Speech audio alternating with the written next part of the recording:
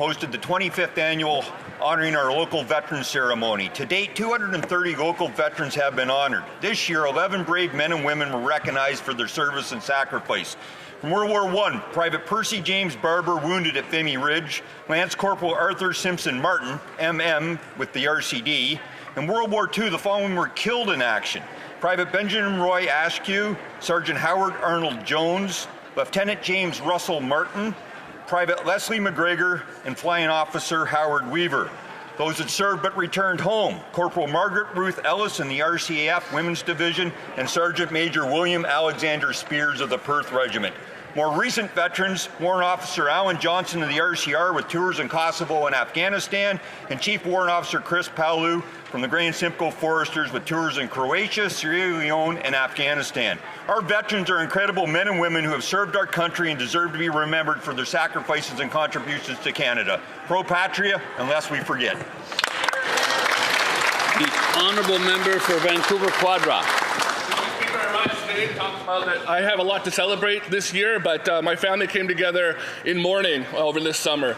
My 91-year-old uncle, Gordon Grant, passed away, and he was the oldest member of our family, and he comes from a unique background. My grandfather, Hong Tim Hing, immigrated from China. My grandmother, Agnes Grant, was a Musqueam member, and he was the first mixed Chinese Musqueam person in our community. At the age of 20 years old, he became the father to my dad because their father passed away, who I never got to meet. And he's a man I know I firmly stand on his shoulders today. I wouldn't be who I am today without his strong will, his strong determination, and being able to raise 5 children of his own. He allowed me to be proud to be a Canadian of Chinese ancestry. He allowed me to be proud to be a Canadian of Musqueam ancestry, and he allowed me to be proud to be a Canadian. So we would all be better off with much more Uncle Gordies in this country.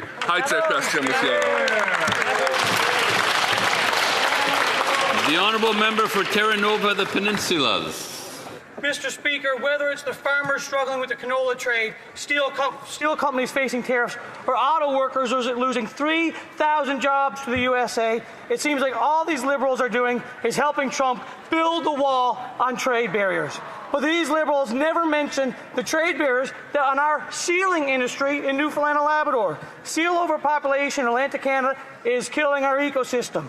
According to the DFO, the sustainable harvest amount is 250,000, yet only 30,000 are being killed each year.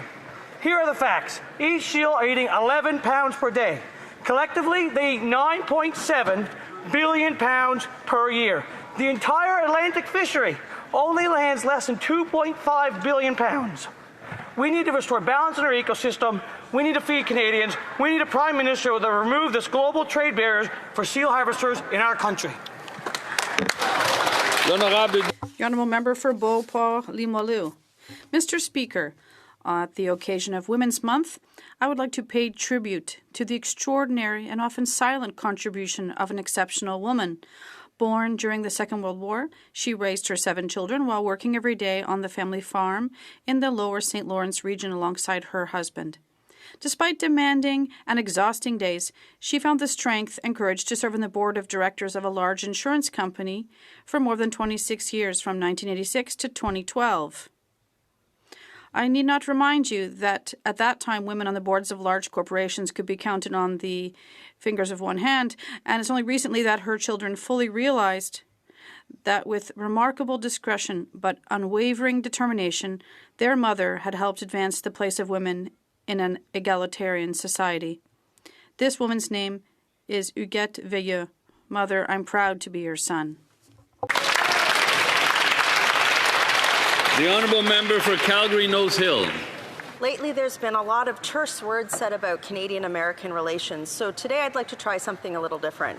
For generations, Canada and the U.S. have shared the world's longest undefended border, fought together on the battlefield against evil, maintained strong trade ties, and joined our nations through marriages like mine. The peace, freedom, and prosperity we have shared has helped to bring stability to the world. To continue, we must each safeguard our economies and societies through smart policies, strong militaries, robust protections for our democratic institutions, and frankly, by seeking to understand the complexities that each of our nations face in our hopes and challenges. So I'll do my part by saying to Master Sergeant Jeffrey Scott Garner Sr., I love you, my husband. a proud American to the core. Thank you for loving me as I stand for my people while also providing me with important perspectives about your nation. May we all continue to strive for prosperity and peace between our nations. The free world is counting on us to get it right. The honourable member for Sydney Glace Bay. Mr. Speaker, I rise to recognize Colton Ellis of River Denny, Cape Breton. Recently, Colton made his NHL debut with the Buffalo Sabres, where he turned aside 26 shots, earned his first NHL win, and was named the first star of the game in Buffalo's 4-2 victory over the Red Wings. Colton's rise from Cape Breton local rinks to the NHL speaks to his incredible determination and incredible talent, and to the community that's been there behind him day one. He's showing young athletes across Cape Breton anything is possible. So on behalf of all Cape Breton fans, I extend a heartfelt congratulations to Colton and his family. We're proud of you, and we'll be cheering for you every step of the way.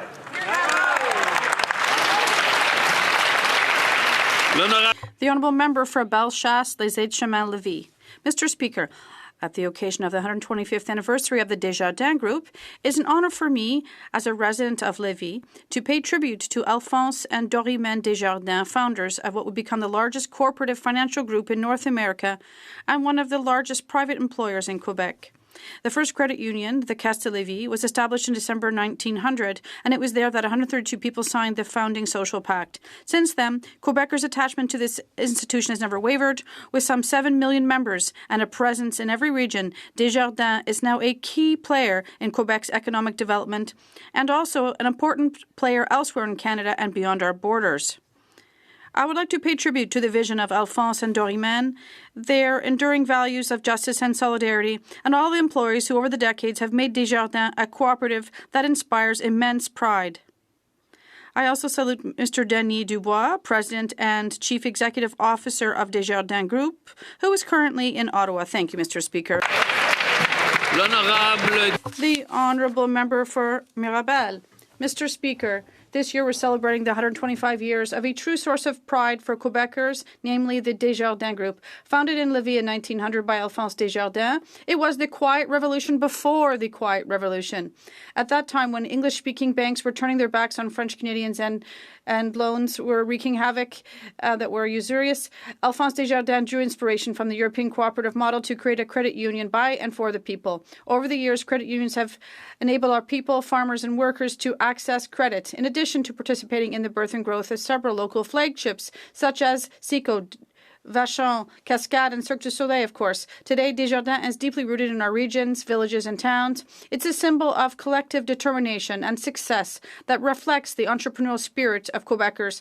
Mr. Speaker, on behalf of the Bloc, I invite this House to join me in wishing the Desjardins movement a wonderful 125th anniversary. I raise my glass to their anniversary and to another 125 years at least, Mr. Speaker. The Honourable Member for Longueuil-Saint-Hubert. Mr. Speaker, on October 17th, the 27th edition of La Nuit des Sans-Abris in Longueuil was held under the theme of Solidarity for Greater Dignity. Organized by the Table Itinérance Rive-Sud, this annual event brings together citizens, organizations, and institutions to raise awareness about the reality of homelessness, break down prejudices, and promote solidarity. I would like to commend the exceptional work of the volunteers, community partners, and individuals. And I'd also like to thank the people who shared courageously and humanly their experiences. Their commitment reminds us that no one should be left without a roof over their head. Homelessness is not inevitable, but it requires compassion, collaboration, and action. Together, let us build communities where everyone can live with dignity. Thank you, Mr. Speaker. The Honourable Member for Calgary-Crowfoot. Mr. Speaker, after 10 years of this Liberal government, Canada has gone from having, quote, the world's most prosperous middle class, unquote, to a country of empty bank accounts, empty refrigerators, and unaffordable homes. That's why Conservatives demand an affordable budget, One that cuts the hidden taxes on food, like the industrial carbon tax, plastics ban, and fuel regulations. One that cuts taxes on work, housing, construction, investment, energy, like income taxes and capital gains tax. And that stops the inflation tax, the cruelest tax of all, Mr. Speaker, by keeping the deficit under Justin Trudeau's staggering $42.7 billion and by reining in its out-of-control spending on bureaucracy, outside consultants, false asylum claimants, and especially on corporate welfare. This government has chased $500 billion investment dollars out of Canada and has taken Canada to the bottom of the G7 and the OECD in per capita growth. That's why Conservatives demand that the budget contain a complete reversal of the lost Liberal decade and one that puts Canadians first. Here, here. The honourable member for Guelph. Speaker, visiting Ottawa today are two remarkable individuals who founded the University of Guelph's Serving Scholars Program, Dr. John Walsh and Lieutenant Darren Sargent of Guelph's 11th Field Regiment. For 8 years, Serving Scholars has provided academic accommodations and experiential learning opportunities while fostering a campus culture that values military service. It enables Canadian Armed Forces members to stay in the reserve force, grow professionally, and gain knowledge that strengthens both their military careers and their academic success. Serving Scholars reminds us of a simple truth. Those who wear the uniform can also wear the cap and gown, because those who serve our nation deserve every chance to succeed in the classroom. On behalf of the Parliament of Canada, I thank Dr. Walsh and newly promoted Lieutenant Sargent and all past and current students who have served and studied through the Serving Scholars Program. Your dedication to Canada in uniform and in the classroom and in the community makes us very proud. Thank you for your service. Merci pour votre service. Thank you for your service. The honourable member for Kitchener Centre. Mr. Speaker, affordability in Waterloo Region has never been worse. Since 2019, monthly visits to Canada's food banks have more than doubled. In Waterloo Region alone, 1 in 8 families are currently accessing food assistance programs just to feed their families, while they're spending $13.50 a month on groceries alone, all while housing rising is increasing. Yet the Liberal government has failed to deliver. Promises were made, but the supports have never come. Let me quote the Prime Minister. "We will need to do things thought impossible at speeds we haven't seen in generations." This was during the election. Let me quote him now. "It's going to take some sacrifices, and it's going to take some time." Canadians have sacrificed enough. We need leadership that listens, acts, and empowers. It's time to stop rewarding delay and start demanding results. Because in Waterloo Region, unaffordability isn't just a talking point, it's real. The honourable for Ottawa, Vanier, Gloucester. Mr. Speaker, I pay tribute to a remarkable citizen who worked here in the House of Commons as a stenographer, Mr. Alphonse Desjardins. It was while attending House debates that Mr. Desjardins became aware of the problem of access to credit, and he undertook extensive research on a cooperative model. Through his research and interactions with several European cooperators, he adapted this model to the Canadian context and created the first credit union. Over the past 125 years, the Desjardins Group has become the largest financial cooperative in North America, and we owe a debt of gratitude to Alphonse and Dorimène Desjardins, who left us this indispensable movement. Desjardins stands out in North America for its financial strength, high capitalization, and unwavering commitment to its 7.8 million members and clients across the country. I would also like to welcome Mr. Denis Dubois, the new President and Chief Executive Officer of Desjardins Group, and I wish you another 125 years of building the future. The honourable member for Long Range Mountain. Speaker, more than 2 million visits were made to food banks in March. Twice as many Canadians needing help to eat than in 2019. In a nation as rich in resources as we are, this is unacceptable. Nearly 1 in 5 people who turn to a food bank are employed. They go to work every day and they still can't afford groceries. 1/3 are children. Seniors are showing up in record numbers. Food banks are doing everything they can, but they're being pushed beyond their limits. They're spending more than twice they did just a few years ago to keep shelves stocked. Recent reporting shows grocery prices in Newfoundland and Labrador rose about 4% 4% last year. That may sound small, but for families already stretched thin, it means they go without. That's right. In Stephenville, Catherine told my office she buys only what's on sale. Fresh fruit is a luxury. She grows vegetables so she can eat. She does everything right and still falls behind every month. The time for action is now. Canadians deserve more than excuses. The honourable member for Scarborough-Agincourt.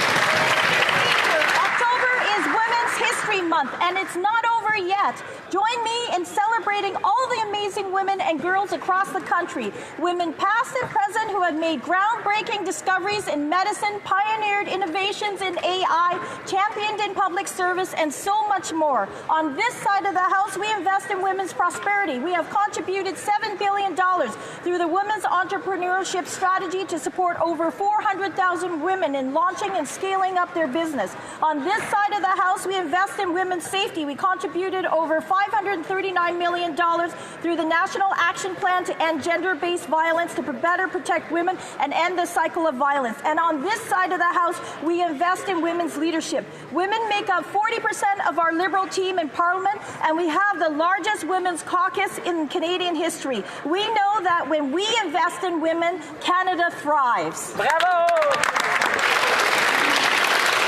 Oral questions, questions orales, the Honourable Leader of the Opposition. Banque Alimentaire Canada. Food Banks Canada has published its report on 2025, their final report, and they report a 100% increase in the number of people needing food bank assistance since the Liberals took power. Last year, 39% experienced food insecurity, 53% skipped meals, 34% spent a whole day without eating, and 82% of households were not able to get enough food because of the Liberals' inflationist prices. How many more meals are Canadians going to miss because of this Prime Minister's upcoming budget?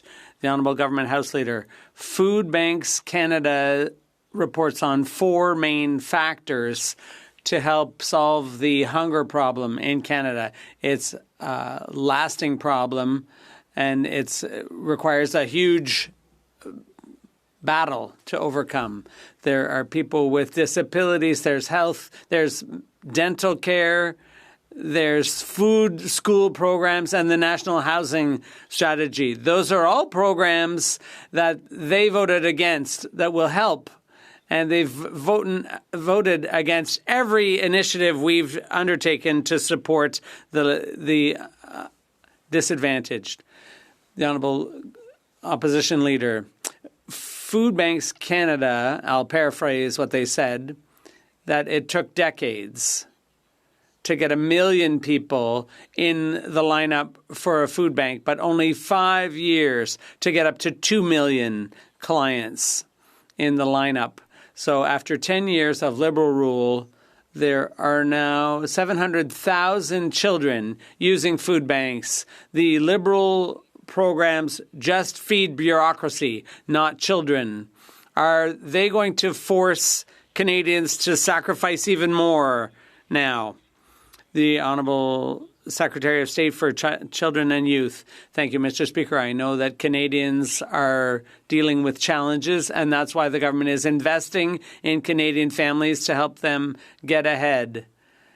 Thanks to the school food program, which we are making permanent, we will alleviate some of the pressures on Canadian families, also through dental care, our child care program, and the Canada Child Benefit. These are essential measures to ease the pressure on Canadian families. The Honourable Leader of the Opposition.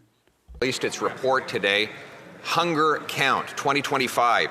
Showing the number of Canadians relying on a food bank has more than doubled since this Liberal government took office. It shows that 39% of the population experienced food insecurity, 82% did not have enough to eat, 34% went an entire day without eating, 53% missed a meal to afford something else, 28% went hungry at least once a week. Now the Prime Minister says Canadians will have to make even more sacrifices. How many meals will Canadians have to sacrifice for yet another costly Liberal budget. The Honourable Government House Leader. Mr. Speaker, the Leader of the Opposition is good at throwing all of this stuff out. What he's not good at is reading what the groups on the ground actually have to say. Of course there are too many people living in poverty in Canada, but there are significant initiatives being put in place by this government, opposed by this Leader of the Opposition and his party, systematically evoked in the report from Food Banks Canada today, Mr. Speaker. We support these key assistance programs for Canadians. He votes against them and then dares to get up and criticize us for putting in place support for the weakest Canadians. The Honourable Leader of the Opposition. Mr. Speaker, their programs do not feed kids. They feed bureaucracy, consultants, lobbyists, and Liberal insiders. And if you want to question that, 700,000 kids are lined up at food banks every single month. And let me quote from the report. It took decades to reach 1 million visits in any month, and it has now taken half a decade to more than double that. These are not outliers. This is Canada's new normal. The more government spends, the more things cost. How many meals will Canadian kids have to sacrifice for yet another costly Liberal budget? The Honourable Secretary of State for Children and Youth.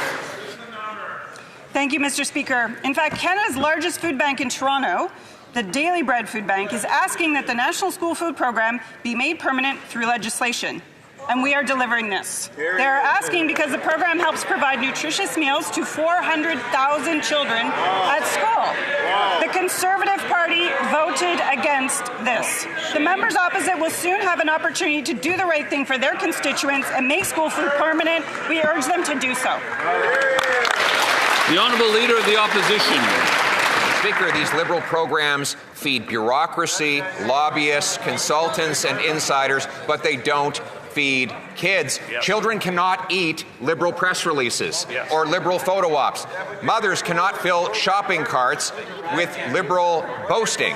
Canadians need food, and right now, after 10 years of this Liberal government, there's now 2.2 million Canadians lined up at food banks. 700,000 of them are kids, and a third are in families where they work, but their paychecks are vaporized by Liberal taxes and inflation. How many meals will Canadians have to sacrifice for the next costly Liberal?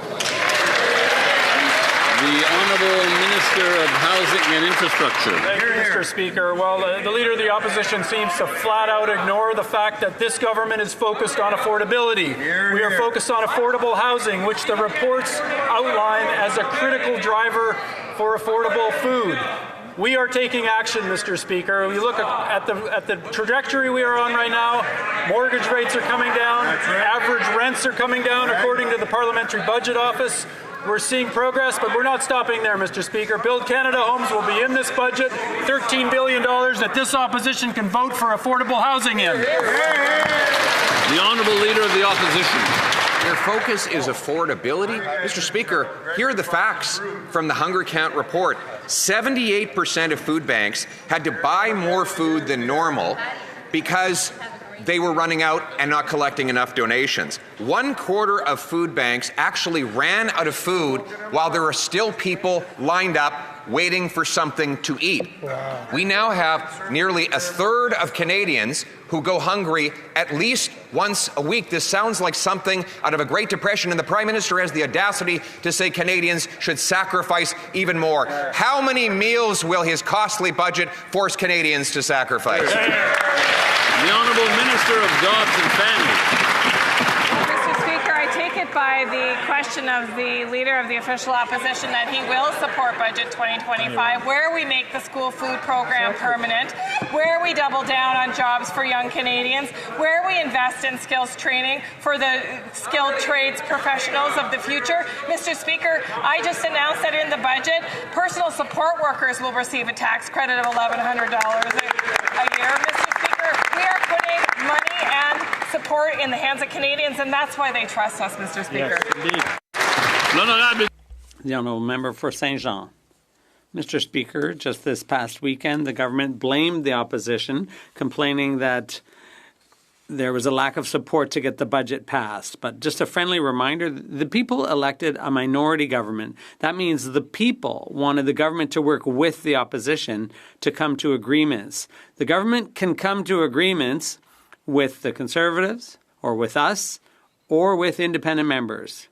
So instead of complaining and threatening elections, when are they going to get down to work? The Honourable Government House Leader. Mr. Speaker, of all the criticisms you could make about this government not working, I think not getting down to work is one of the furthest fetched criticisms. Now, there are 44 Quebec members elected on this side of the House who are working pretty darn hard, Mr. Speaker, for their communities and for people in their ridings and to meet the real needs out there in Quebec. The Bloc, it seems to me, is a bit slow to realize this with their 22 members. Yes, the Bloc is a minority. The Honourable Member for Saint-Jean. Mr. Speaker, the Liberals don't even know what it means to work together for the common good. What they're saying is vote for our budget even though we have completely ignored Quebecers' needs. And then they're surprised when we tell them they need to get back to work. We're 1 week before November 4th. The Liberals are well aware of our demands around healthcare, seniors, housing, access to home ownership, infrastructure, and the reimbursement of the $800 million stolen from Quebecers. The real question is, do they want our support? The Honourable Minister of Diversity and Canadian Culture. Thank you, Mr. Speaker, and I think I'll call for your assistance because we're having a lot of trouble understanding the Bloc's position. There was a meeting between the Prime Minister and the Bloc and the House Leader and the Finance Minister and myself, and they presented all their demands, and now they're saying they're not going to vote for the budget. So are they willing to negotiate? If so, we are too. But if they're not willing, you can't sit in the middle of two chairs like that. You can't have your cake and eat it too. The Honourable Member for Mirabel. Mr. Speaker, the Liberals met with party leaders about the budget when the budget had already been written. They didn't talk to Quebecers either. There were no pre-budget consultations. No witnesses were heard in committee. After a year and a half without a budget, the Liberals worked on their own without even meeting a single stakeholder from Quebec's socioeconomic communities. And then they're surprised when we tell them they're not meeting the needs of Quebecers. Mr. Speaker, the Liberals know what they need to do to get our support. The real question is, do they really want their budget to pass? The Honourable Government House Leader. Mr. Speaker, Canadians elected a new government 6 months ago. A government with a mandate to undertake major projects in Quebec and outside Quebec to work on the needs of our communities and to move ahead with projects that will create opportunities for our young people all across Quebec and Canada. Mr. Speaker, the question is, will the Bloc trigger an election at Christmas in 2025? Yes or no? Member for Thornhill. The Daily Bread Food Bank and the North York Food Bank in Toronto just released their annual report. It's called Who's Hungry? And it seems like the answer to that question is nearly everyone. 2.2 million visits in a single month. It took decades to hit 1 million and only half a decade under these Liberals to double it to more than 2 million. They found that 82% of households report they didn't have enough food to eat in this year. The majority said it was because of the cost of living. Every dollar that the government spends simply drives up food prices. It's over 4 million visits in Toronto. How many more people do they want visiting next year? Yeah, way to go. The Honourable Secretary of State for Seniors. Mr. Speaker, this government has taken and continues to take real action that supports the people of Canada. We have instituted the National Food Program. We have instituted the Canadian Dental Care Program. We have instituted a number of things that help Canadians, whereas the Conservatives can't be trusted to help anyone. They use this as a speaking point instead of really caring about Canadians and whether or not they have the resources they need. These programs help seniors. They help seniors across the country and ensure that they have what they need to retire with dignity, where the Conservatives push the retirement age higher. That's a horrible. The honourable member for Thornhill. Speaker, if any one of those programs worked, there wouldn't be over 700,000 kids in line at a food bank. Make food cheaper. Instead, they doubled the deficit and they sent food bank usage up 360% in 5 years in Toronto. Students make up a quarter of those visits to food bank, and just last week, the Prime Minister lectured them all about making sacrifices. Well, they've already sacrificed home ownership, they've sacrificed good-paying jobs, and now he's asking them to sacrifice food. What will it take for the Prime Minister to make them, or what sacrifices will they need to make to stop this Prime Minister from his out-of-control spending? The Honourable Secretary of State for Children and Youth. Thank you, Mr. Speaker. The report invoked also clearly states that to tackle these challenges, we need to strengthen supports to families. It specifically mentions delivering school food, dental care, childcare, and affordable housing at scale. Conservative MPs have voted against each of these measures. In fact, Conservative MP for Central Newfoundland called the National School Food Program garbage, even though it's already feeding 4,000 kids in his home province. We are focused on solutions and on delivering for Canadian families. Honourable member for Hastings, Lennox and Addington, Tyendinaga. Food banks were meant for emergencies, not everyday survival. Yet more Canadians rely on them each month just to eat. Families are working harder but falling further behind as groceries soar and paychecks shrink. This isn't about generosity, Mr. Speaker. It's about failure. As Food Banks Canada CEO Kristen Beardsley warns, there were 2.2 million food bank visits in a single month. The longer they ignore the reality on the ground, the deeper the crisis becomes. Mr. Speaker, when will this Liberal government realize their inflationary deficits are driving Canadians to the food bank? The Honourable Minister of Jobs and Families. Mr. Speaker, I assume the Member of Parliament opposite was listening to my colleague when she was quoting Canada Food Banks about what needs to happen next, which is making the school nutrition program permanent, Mr. Speaker, investing in affordable houses, Mr. Speaker, ensuring that people have the supports that they need to live a comfortable life, Mr. Speaker, including affordable child care and dental care. And, Mr. Speaker, that's what we're going to do, and we sure hope they don't vote against Canadians again. The Honourable Member for Hastings, Lennox and Addington, Tyendinaga. We keep sounding the alarm, but it feels like no one on that side is listening, Mr. Speaker. Families are stretched thin and communities are breaking under the weight of rising costs. One food bank executive said it plainly: housing and food costs are the greatest contributors to the increase in our services. Costs for basic living continues to rise while the money coming in does not. When will this government finally hear the voices of Canadians and stop letting hidden taxes, packaging taxes, and the industrial carbon tax drive families to the food bank? The Honourable Minister of Housing and Infrastructure. Mr. Speaker, well, again, the member opposite did connect the dots between housing costs and food costs, and that's why this government is so laser focused on affordable housing. And we are seeing action on this.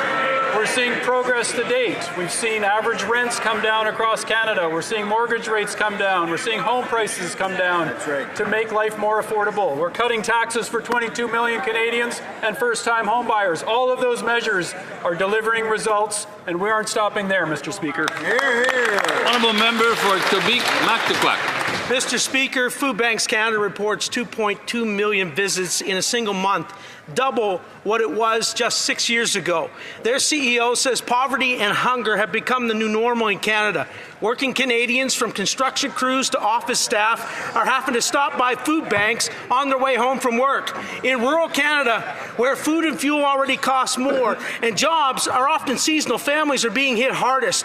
When will the Prime Minister admit his inflationary deficits are driving Canadians to food banks instead of grocery stores and change course? The Honourable Secretary of State for Financial Institutions. Mr. Speaker, it's hard to listen to the party opposite talk about affordability when they voted against every single affordability measure this government has put forward. Whether it's the Canada Child Benefit, whether it's daycare, whether it's the school food program, which is not garbage, whether it's housing. Mr. Speaker, we're focused on making affordability for Canadians. We're cutting taxes for 22 million Canadians.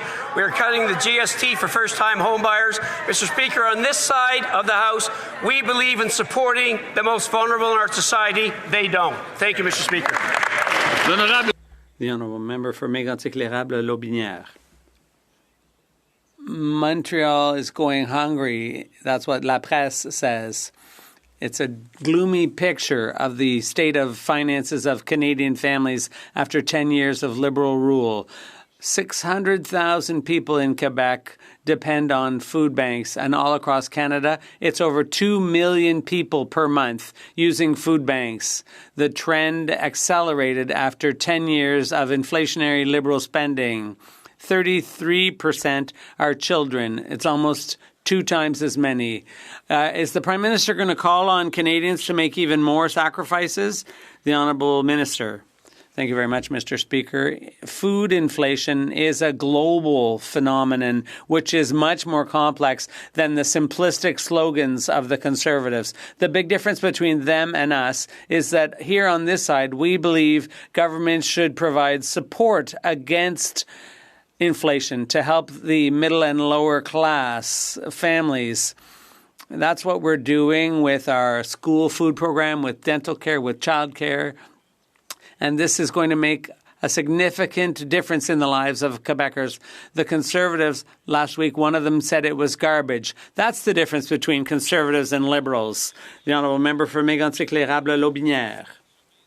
Mr. Speaker, that government claims that they're supporting against inflation, but they're actually creating inflation. And that's why Food Banks Canada's final report for 2025 says that this has become the new normal in Canada, to go to the food bank under this Liberal government. 25% of users have jobs, 8% are seniors, 23% are dual-parent families. What's the Prime Minister waiting for? When's he going to stop the inflationary spending that's pushing more and more Canadians to the food banks? The Honourable Parliamentary Secretary. Thank you very much, Mr. Speaker. This report clearly indicates that in order to meet the challenge, we need to strengthen our supports to families, and the Conservatives have opposed every step we've taken to support Canadian families. And in fact, the Conservative member called the program, the food school program, called it garbage. One Conservative member said that. And we, even though Food Banks is calling for us to make it permanent, which we will do, we will continue to support Canadian families. The Honourable Member for Jonquière. Mr. Speaker, on Saturday, Donald Trump announced an additional 10% tariff for our forestry industry. That's in addition to the 10% we've already been paying since October 14th, and 35% countervailing duties that already existed. So that's 55% in tariffs and duties. It's clear Washington wants to crush our industry. We need a rescue plan, including financial support and wage supports to protect jobs. And we need that now. 55%, Mr. Speaker. What more is it going to take for this government to act? The Honourable Minister responsible for Canada-US trade. Mr. Speaker, obviously the government is still open to resuming our trade talks with the Americans, but our colleague referred to certain increases, potential increases to tariffs. I think we need to be careful. Before that's made official, we shouldn't jump to the conclusion that a certain amount of tariffs will be imposed. But we do fully share the members' concern about the future for workers and for the forestry industry. As we are also concerned about other industries, we will continue to support those workers and industries. The Honourable Member for Jonquière. Mr. Speaker, talk is one thing, action is another. The forestry was already at a breaking point before the announcement of new tariffs on Saturday. It's the hardest hit industry by Washington, and yet the financial aid announced by the Liberals in August has still not flowed. Almost 3 months later, there are still no wage supports to protect jobs. There's still no rescue plan. Worse still, Canada has even cut back on measures to boost access to EI. Mr. Speaker, the crisis isn't over. It's only getting worse. When will the Liberals take action to help our forestry industry? The Honourable Minister of Industry. Mr. Speaker, we are activated. We're willing to work with my colleague, who I know has a number of forestry companies in his riding. Financial support is available through the banks, and it's guaranteed by BDC. The system is working, and some benefits have already been paid out. So we are in solutions mode. That said, we know there's more to be done. And we know we have to support the industry and the workers, and we will. Member for Sherwood Park, Fort Saskatchewan. Under these Liberals, food prices have gone bananas. They're so bad that 1 in 5 food bank users works full-time. Even people working full-time cannot afford to eat in Canada. Now food banks are feeling the crunch, jammed with 2.2 million visits in a single month, and the Liberals think Canada is ripe for more inflationary spending, rubbing salt on the wounds. When will Liberals stop squashing workers with their inflationary spending and realize that it's time to reverse course? The Honourable Secretary of State for Seniors. Food Banks Canada has highlighted the importance of federal government action that is helping Canadians, like the National School Food Program and like the Canadian Dental Care Program. This is helping more than 2 million seniors. We're building an economy that works for everyone. Conservatives have a record of pushing the retirement age higher, cutting benefits, leaving seniors behind. Not again, Mr. Speaker. The Canadian public trusts us, not them. That's why, while they're voting against every measure for Canadians, we're empowering older Canadians and protecting not only their dignity, but their peace of mind. The Honourable Member for Sherwood Park, Fort Saskatchewan. Mr. Speaker, these Liberals love to talk about political food programs instead of affordable food. That was the question. Before liberal inflationary spending and hidden food taxes, Canadians could actually afford to feed themselves. Parents don't want the state parenting their children for them. Parents want the government to eliminate food taxes and stop inflationary spending so they can afford to feed their kids themselves. The Liberal fuel standard, food packaging tax, industrial carbon tax, inflationary spending. Speaker, when will it end? The Honourable Government House Leader. A few things that I think need to be cleared up here, Mr. Speaker. They talk about these imaginary taxes. I think the member needs to come clean. There is no tax on groceries. There never will be a tax on groceries. That is pretty clear. They talk about imaginary programs. I assure the member that he has voted against some very real programs, Mr. Speaker, very real programs for school food, for dental care, and many other things that are for the most vulnerable in society. The last thing, though, what is inflationary spending when it comes to supporting Canadians? Canadians want to know, Mr. Speaker. The Honourable Member for Calgary East. Every dollar this Prime Minister spends comes out of the pockets of Canadians through higher prices and food inflation. It took decades for food banks to have 1 million food bank users every month. It took the Liberals just 6 months to double that number. This Prime Minister said bet. He's going to double the deficit and make more than 2.2 million Canadians visit a food bank in a single month. When will these guys realize that inflationary deficits are driving up food costs and driving more Canadians into food banks? Yeah, way to go, Jack. The Honourable Minister of Jobs and Families. You know, when the Prime Minister said that it's time for Canada to bet big, he meant bet big on Canadians, and that's something these guys don't understand. They refuse to invest in Canadians, Mr. Speaker. Today I announced that in Budget 2025, $75 million will go to building trades unions to make sure that kids and young people can get great jobs in the skilled trades. These are good-paying jobs, Mr. Speaker. That's what it looks like to bet on Canadians. That's what it looks like to have the backs of Canadians. Well done. The Honourable Member for Calgary East. If programs like that actually worked and didn't feed bureaucracy, then 700,000 kids wouldn't be visiting a food bank every single month. And their Liberal deficits are what are making the food go up in cost. That's why grocery inflation is up 4%. People who used to donate and that used to volunteer at food banks are now standing in line for food at those food banks. Why won't these Liberals stop feeding their egos, stop feeding their bloated bureaucracy, so Canadians can finally afford to feed themselves? The Honourable Minister of Jobs and Family. So which is it, Mr. Speaker? They're either about empowering Canadians through good-paying jobs or empowering Canadians through the kinds of programs like the school food program. We believe in both, Mr. Speaker, because we're betting on Canadians. We're betting on both their resiliency and their ability to get those great-paying jobs as we create those projects across the country. This member opposite, Mr. Speaker, he doesn't want to invest in Canadians either to support them now or to help them have better futures. So which is it? Which is it that he's asking for? To cut services for Canadians or invest in them? We're going to do both. We're going to make sure Canadians get The Honourable Member for Saskatoon University. Hardworking Canadians spend all day at work, and on the way home, they are not stopping at grocery stores. It's food banks. For millions of working Canadians, they have to go to the food banks because they can't afford the hidden Liberal food taxes like the industrial carbon tax and the food packaging tax. Food Banks Canada reports a record-smashing 2.2 million visits in a single month. And donations, well, they're down because Canadians are broke. When will these out-of-touch Liberals admit to driving up the cost of food and driving Canadians to the food bank? The Honourable Secretary of State for Northern... Thank you very much, Mr. Speaker. After 10 years of Conservative MPs coming to Ottawa, collectively with 14 of them coming, that's 140 years. And that's the first question we got from the Saskatchewan perspective, Mr. Speaker.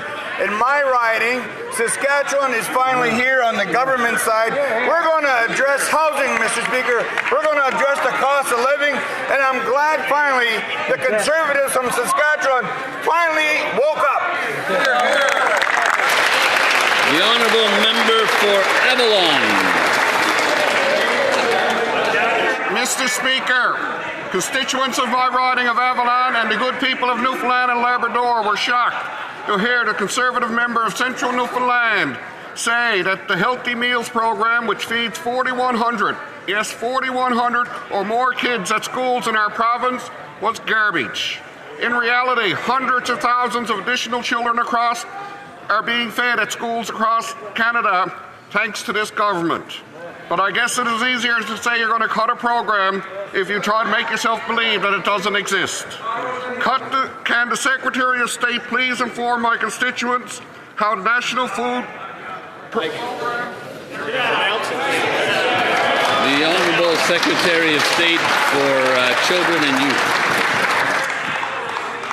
Thank you, Mr. Speaker, and I'd like to thank my colleague from Avalon for his question. In fact, Sarah from Central Newfoundland reached out to tell me about the National School Food Program at their school after her members' comments last week. And I quote, she said, "It's wonderful. More students are getting healthy lunches." And the lunch lady went from part-time to full-time. Plus, they hired 2 nans as part-time. Employment in his area. Mr. Speaker, there are countless examples like this across Canada of kids getting meals thanks to the National School Food Program. We will always be there for Canadian families. The Honourable Member for Fort McMurray, Cold Lake. Children are going hungry in Canada due to Liberal mismanagement. Every dollar this Liberal Prime Minister spends comes out of the pockets of Canadian families through higher prices and food inflation. 1/3 of Canadian children now live in a food-insecure household. Food Banks Canada reports record-breaking food bank use with 2.2 million visits in a single month, and over 700,000 of those visits are children. When will the Liberals realize that their inflationary deficits are driving up the cost of food banks and driving Canadian children to the food bank? The Honourable Secretary of State. Thank you, Mr. Speaker. On this side of the House, we are committed to growing the strongest economy in the G7 and protecting and strengthening the supports that help Canadian families. the report that is being highlighted here, again, I would say that the relief that families get through the school food program, dental care, childcare, these are all things that report cites as critical to addressing the challenges that Canadians are facing right now. This government will always stand with Canadian families. Thank you, Mr. Speaker. The honourable member for Fort McMurray, Cold Lake. If a single one of those projects and programs actually worked, there wouldn't be 700,000 children waiting in food bank lines every single month. This is not okay. And yet somehow the Liberals have normalized this. 9 out of 10 kids aren't even fed by the school food program, Mr. Speaker. When will the Liberals realize their inflationary deficits and hidden food taxes are making food more expensive and driving Canadian children to food banks? The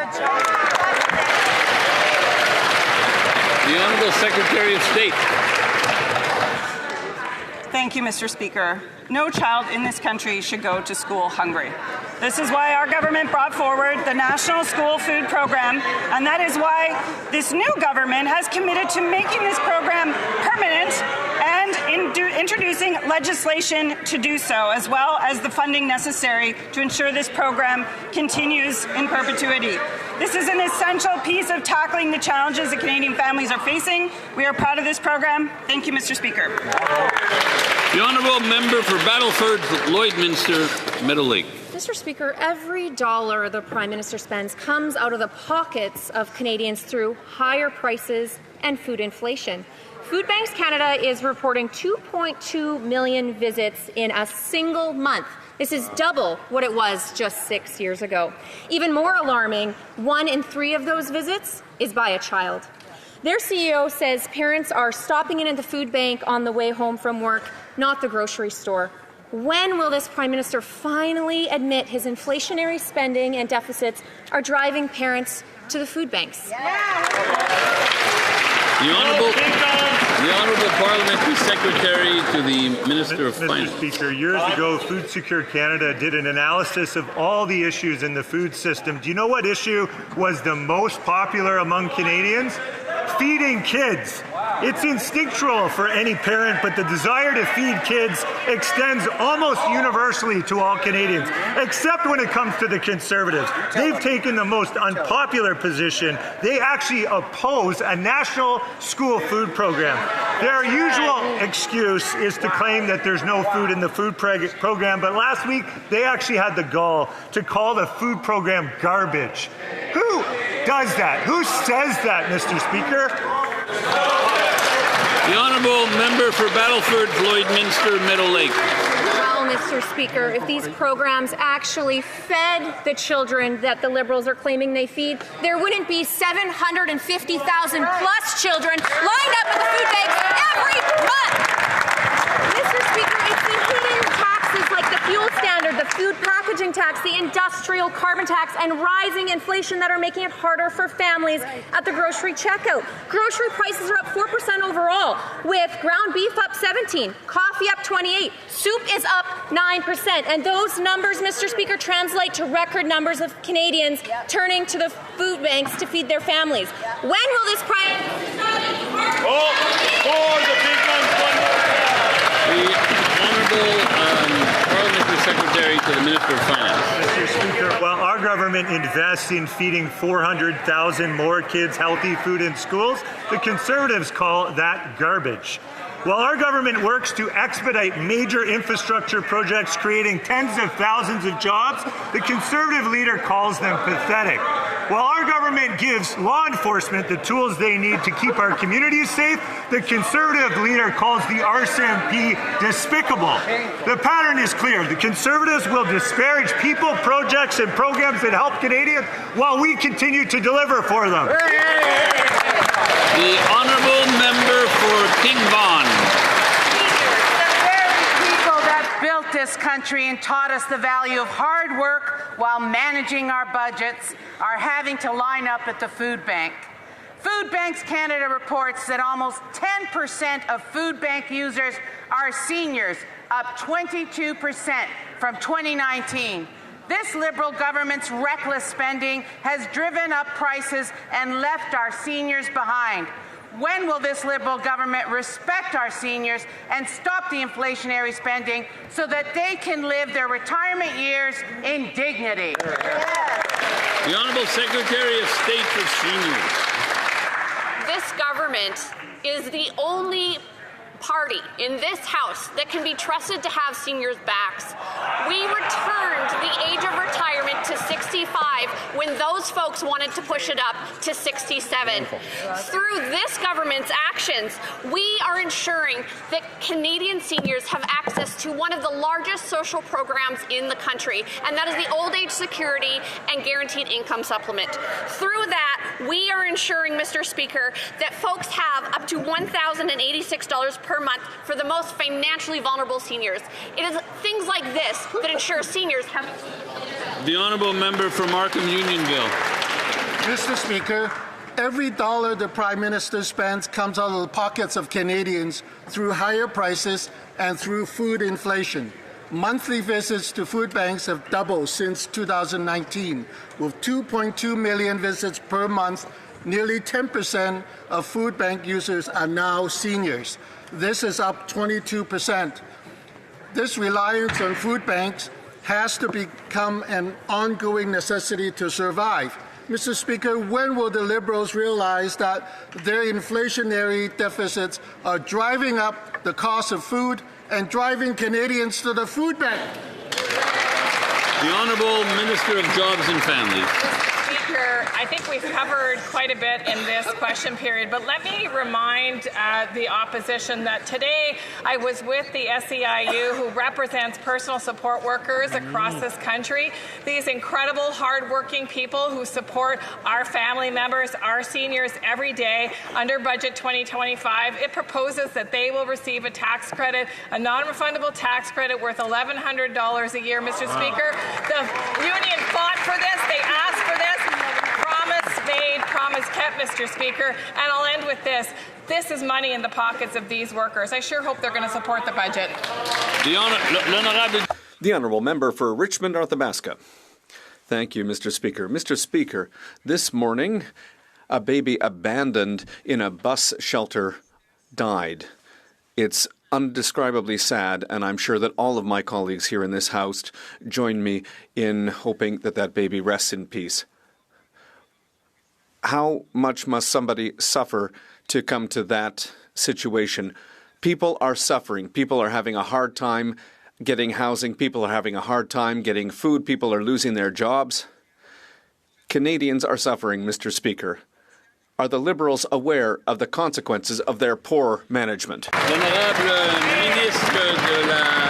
The Honourable Minister of Government Transformation. Thank you, Mr. Speaker. Mr. Speaker, I think I speak on behalf of all colleagues when we send our sympathy to this tragedy which has affected all of Quebec right now, and we send our sympathy to the family.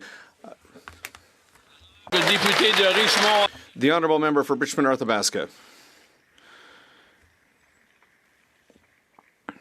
Mr. Speaker, these are facts. This child had a family, and we need to fight, Mr. Speaker. We are talking about our people. We're talking about people in my riding of Richmond, Arthabaska. Use of the food bank has gone up. People created an organization to put food in our kids' lunch boxes. What are the Liberals going to do to help our people eat and feed our children? The Honourable Parliamentary Secretary of State for Children and Youth. Thank you, Mr. Speaker.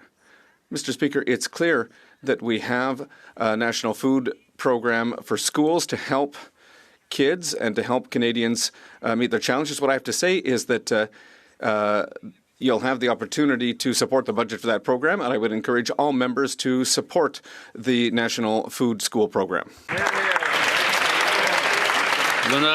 The Honourable Member for Chicoutimi-Le Mr. Speaker, food banks in Canada have reported a record number of 2.2 million visits in just 1 month. The CEO of Food Banks Canada said, and I quote, "Poverty and hunger have been normalized in Canada. People are stopping at food banks on their way home from work instead of going to the grocery store." Inflationary deficits are increasing the cost of food. Why does the Prime Minister continue to spend more without worrying about people who have nothing to eat? The Honourable Minister of Government Transformation. Mr. Speaker, I'm always surprised to hear these questions from a party that was ready to sacrifice all kinds of programs that Quebecers and Canadians depend on every day. If we think, for example, about the Canada Child Benefit, the dental care program, the school food program, and Mr. Speaker, I would invite him to come to my riding, speak to people from the Saint Vincent de Paul, talk to people at the United Way and tell them that it's just bureaucracy that's never helped anybody. I think they need to reconnect with reality on the other side of the House. The Honourable Member for Bourassa. Thank you very much, Mr. Speaker. Our government has always been there to help our healthcare workers.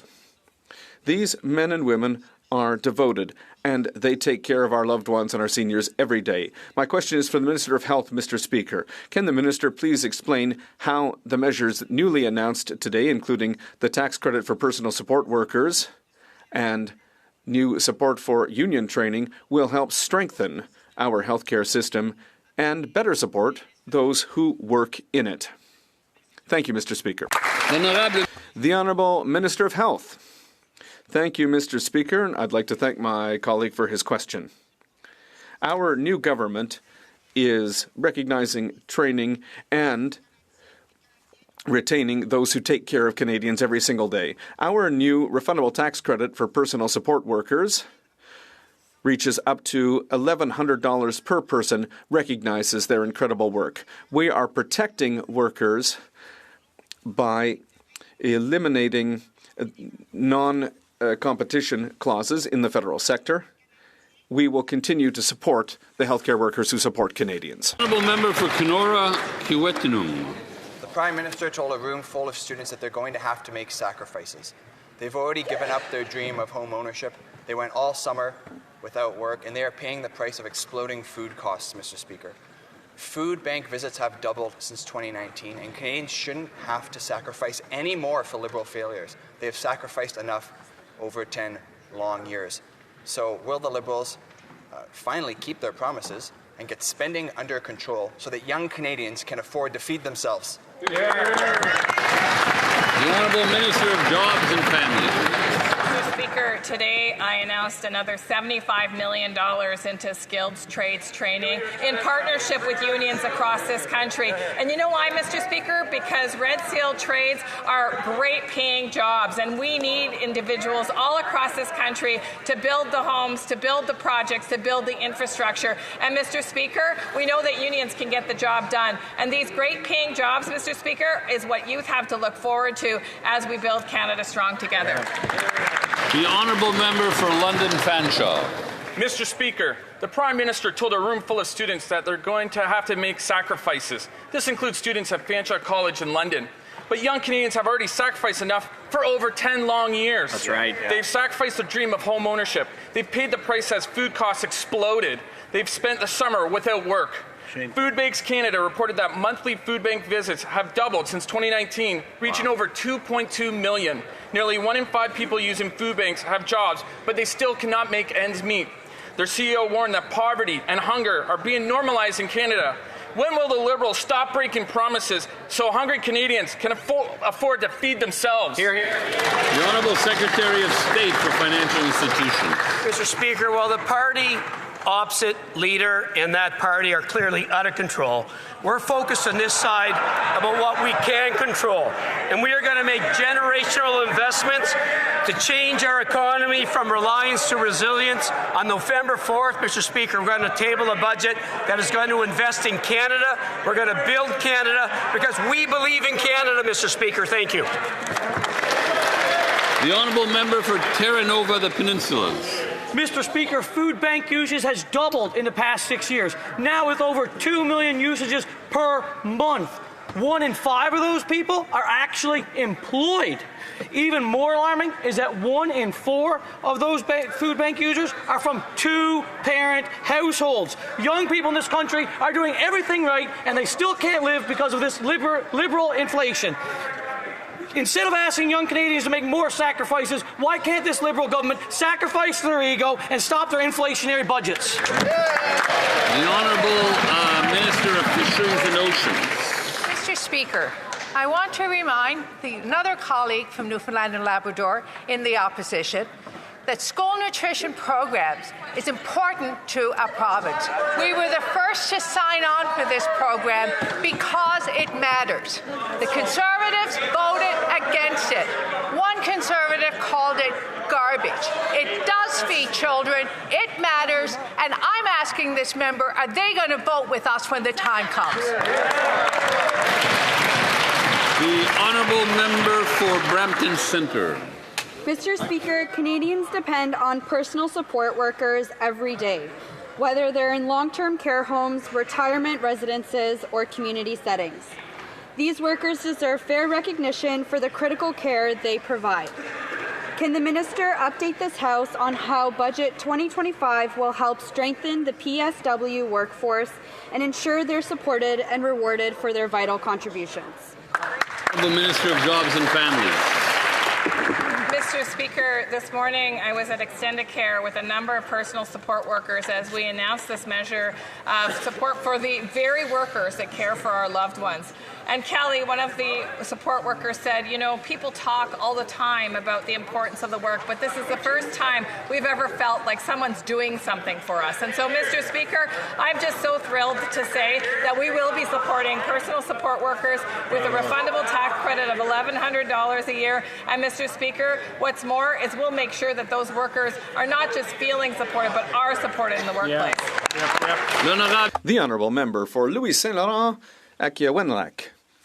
Mr. Speaker, you know, we thought we'd seen everything at the CRA, but yesterday, Radio-Canada and Danielle Leblanc told us that the CRA had given money to a business that had asked for money back, and it wasn't verified by workers. Do you know how much money was sent out? $4.99 million. Almost $5 million, Mr. Speaker. And do you know who realized that? Well, not the CRA. It was TD Bank, Mr. Speaker. So the banks are doing the work of the CRA. It doesn't make any sense, but that's 10 years of Liberal mismanagement. Is there anyone on that team who's going to rise and dare to defend this? The Honourable Secretary of State for Financial Institutions and the Canada Revenue Abuse of the tax system is illegal, and the CRA takes enforcement action when instances of abuse are identified. While we cannot comment on matters before the courts, Canadians can be assured that the CRA is maintaining the integrity of the tax system and preventing misuse of sensitive data. Canada's new government is committed to working with the CRA to continue to strengthen the integrity of our tax system and protect taxpayer dollars. Thank you, Mr. Speaker.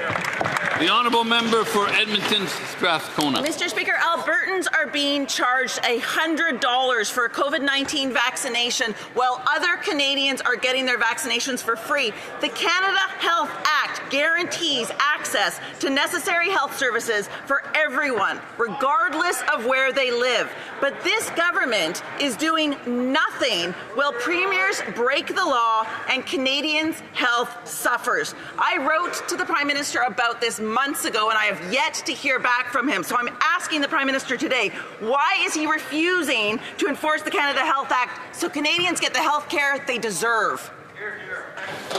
The Honourable Minister of Health. Thank you, Mr. Speaker. So I'd like to say to my colleague that we indeed believe in vaccines. The science is very clear on vaccines. We are working closely with the provinces and territories to accelerate vaccination rates. Vaccines, which are necessary, which are absolutely necessary, are covered by the provinces, and I am working with her province of Alberta to increase vaccination rates in that province. Thank you. That brings question period to an end. And we'll take a few minutes to allow members to leave the chamber quietly. And while I'm on my feet, I'd like to remind members that the volume of earpieces will now be reset. Okay. That's it for question period today. We've got no committees on. Like, there are committees on, but I'm not covering any because I don't think any are going to be that entertaining today after question periods. So that's it for the live streams today. We will be quite busy tomorrow. We'll be busy at 11 a.m. Eastern Standard Time. We've got committee. We've got question period at 2, then another committee at 3:30. So there'll be 3 streams tomorrow. If you guys just want to watch question period, we'll be live again, like I said, tomorrow, 2 p.m. Eastern Standard Time for question period. Carney won't be there as well because he's still flying back from Asia. I believe actually he has one more round of Asia preparations while he's there. So, but anyway, I'm going to go get some clips out on the channel. If you didn't catch us this morning in committee, there were some really good juicy parts, so I'll put those out. And yeah, thanks everybody for tuning in and watching. And I will see you guys tomorrow. Have a great rest of your day, guys. Cheers.